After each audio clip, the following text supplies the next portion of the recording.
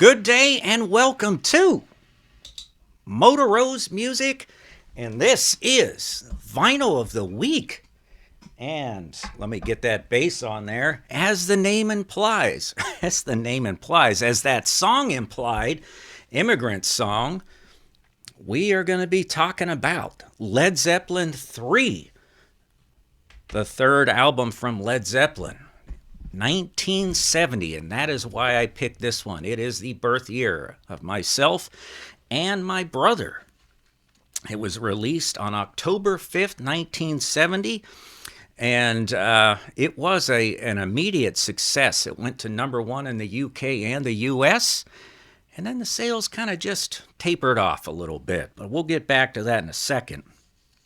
The album was recorded in 1970, and it was recorded mostly in an old mansion that was called Headley Grange.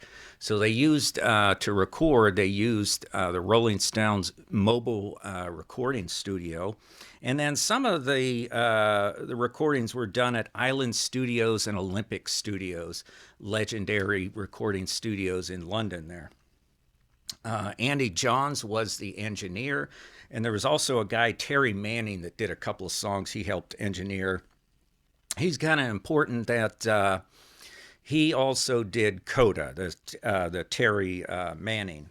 And there's a Daniel Sarkissian, I think his name is, something like that, where he's done some interviews, and I know he interviewed Terry Manning, and he talked about some of Led Zeppelin III and Coda, and some of those things were pretty interesting what he had to say. So, anyways, most people think of this album, or at least when you say Zeppelin III, they think acoustic album, and for the most part that's true. But let's not forget, as I played, the first song there was the Immigrant Song. Then you had Celebration Day, Since I've Been Loving You, and Out of the Tiles. That's most of the songs on side one, except for the second song, Friends. And I'll get into that track listing here in a minute.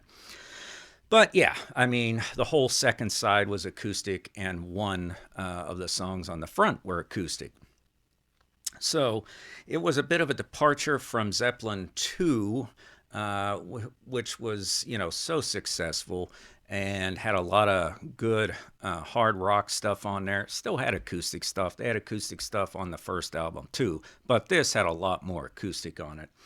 And I think that is, partly what's to blame for the sales trailing off a little bit quicker, or perhaps a lot quicker than the second album did. But this album has certainly garnered the respect it deserves here later in years. I remember in the 90s, it started, you started hearing people talk about it more as a great album, certainly than they did in the 80s and the 70s. And after,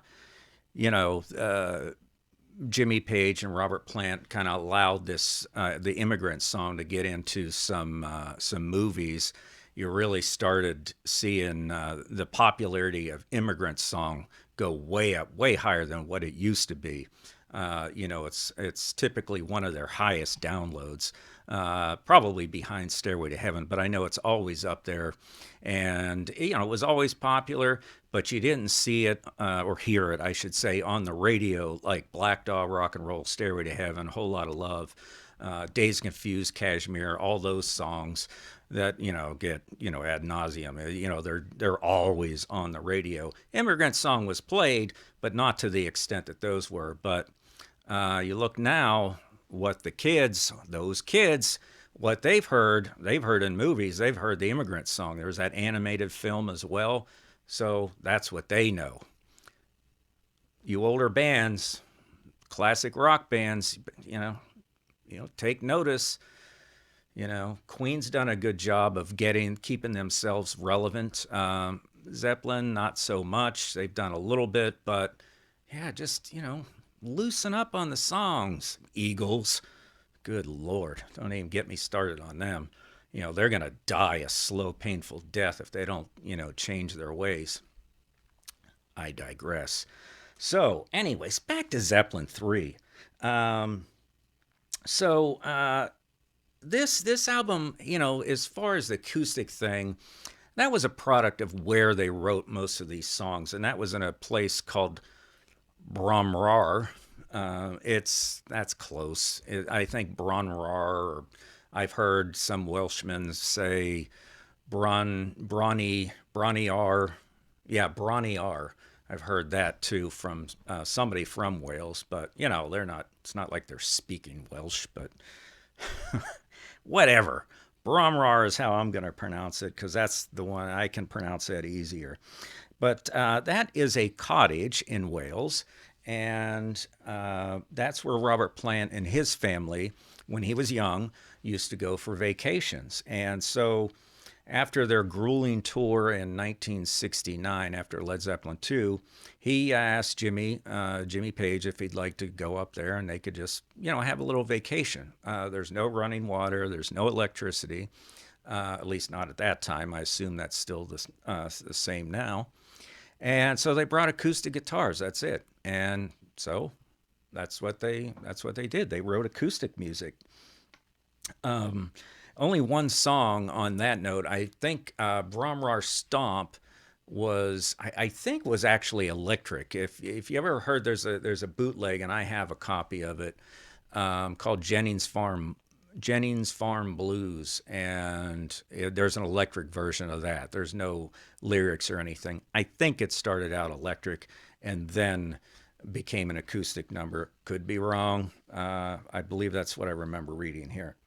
Um, as far as the album coming out, Zeppelin albums always had holdups when it came to their album covers. If anything held up their albums, it was their album covers. They couldn't, they always had trouble getting things just quite right. And I'll have the pictures up for some of this stuff, but I will show you on this one here. And this has what is called a volvel. That's at least how I'm pronouncing it. And those were like a picture disc or a picture wheel. And they were actually used for like some scientific things, but then they became things like this. And you just have these pictures. So that is on the, inside here.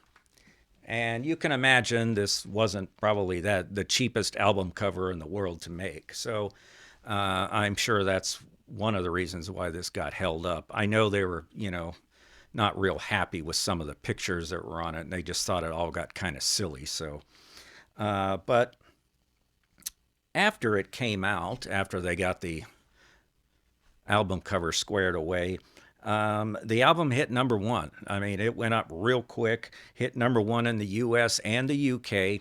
And like I said, it kind of tapered off. I think the expectations were to have a Led Zeppelin II B or something, just to have the same thing, just rehash the stuff. But that's not what Zeppelin was about. They're about just turning the page, going on, as I did here, and going on to something new. So let me go through the track listing. On side one, you have Immigrant Song, which is the great rocker, one of their shortest songs. That F sharp octave jump is amazing. And John Paul Jones, during that chorus, he's ripping through the Mixolydian mode, A, B, A, B, and C. Through those A, B, and C chords in the chorus. Just amazing. We played it live. It's just blazing fast. It's crazy. Then we have Friends. That's the first acoustic number. A great string arrangement by Jones on that one.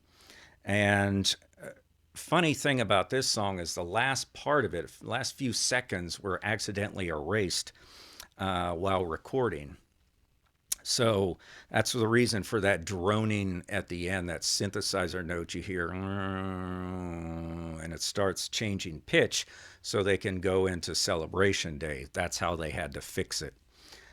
Celebration Day is just a crazy riff that Page came up with, and they would play this one live fairly, and I wouldn't say fairly often, but it was one that was in their live set clear into 73 at least. I'm not sure if they went into 75 with it, but an Immigrant Song, they would open up their concerts with that at the time. until rock and roll took over, and that was their opener for a few years as well. But then after Celebration Day, you had Since I've Been Loving You. That was one that was in their live set a lot as well. A great blues song. Just an amazing, really kind of a weird kind of a blues song as far as the chord progression is concerned. Great opening solo by Page, great middle solo. And funny thing, I'm just going to tell you, in case you haven't heard this, when Page was re-engineering some of these things for, different packages, and when the better and better quality things came, technology came, he re-engineers these things. He started noticing the squeaky bass drum pedal in this song, especially. John Bonham used a Ludwig Speed King, and it had two springs on the side, big springs. And man, you can hear it in this song, especially in the beginning. You're not going to be able to unhear it now. If you've not noticed it before, you can just hear squeak, squeak, squeak, squeak, squeak, squeak. It's crazy. Anyways, then next is Out on the Tiles, a great song, just an amazing riff.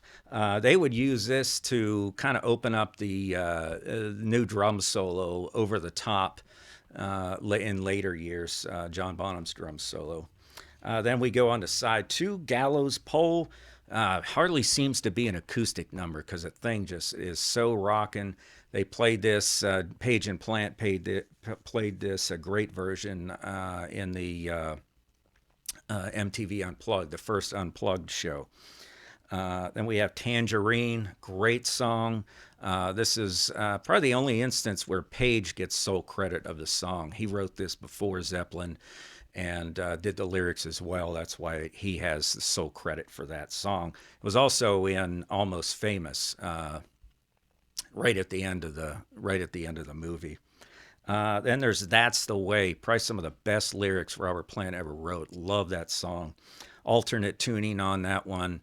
Really great tune. Love it. And then Bron-Y-Aur Stomp. It's a real country tune. And again, I talked about it a little bit earlier. And then the album closes off with a weird one. Hats off to Roy Harper. Roy Harper was a kind of a folk singer that Zeppelin admired, and they were friends. Page had played with him, in later years. I've seen pictures of him at some sort of festival with Roy Harper. And some of the lyrics came from old blues guy Booker White, and I think it's "Shake 'Em On Down" song, and it's a really bizarre tuning on that. It's really a real loose kind of a slack. The strings are really slack on that. You can hear the strings just kind of rattling on the fingerboard. And if you look at the credits, it says Charles Obscure. That was just kind of their dry humor inside joke. Charles Obscure. A traditional arrangement by Charles Obscure. It doesn't exist, which makes it an obscure person. So, anyways, as far as the sales of the album, in the U.S., it's sold 6 million to date and approximately 13 million worldwide. And in 1970, it was ranked number 2 in sales behind Bridge Over Troubled Water. And I think that's where it still sits, even to date. Bridge Over Troubled Water has been a solid seller as well. So that's really it. I hope you enjoyed this. Maybe something I'm going to try to do every week. And I will pick, albums that I own that I have here, or that ones that I purchase. And maybe I'll purchase some. I'm getting, thinking about boosting up the vinyl. I have plenty of vinyl. But this one I actually traded back in the 90s. Some kid wanted my heavy metal distortion pedal, and I didn't want it. And they're kind of a joke now, but they're actually quite good. I don't know why people joke about them. But I traded this great near mint condition Zeppelin III. And you can see, I forgot one thing. Speaking of the album, there's an Aleister Crowley inscription in the wax at the dead end of the album. It says on side 1, "Do what thou wilt," and on side 2 it says, "So mote be it." That's an Aleister Crowley saying, do what you want, that type of thing, kind of free will sort of thing. So, anyways, now I'm going to finish. Thank you so much for watching. I really appreciate it. I truly do appreciate you watching. Please subscribe to the channel and throw some comments down there. Let me know if this is something you'd like to see more of. Make any corrections in there. I've been known to goof up now and again. So, thanks so much. Keep rock alive.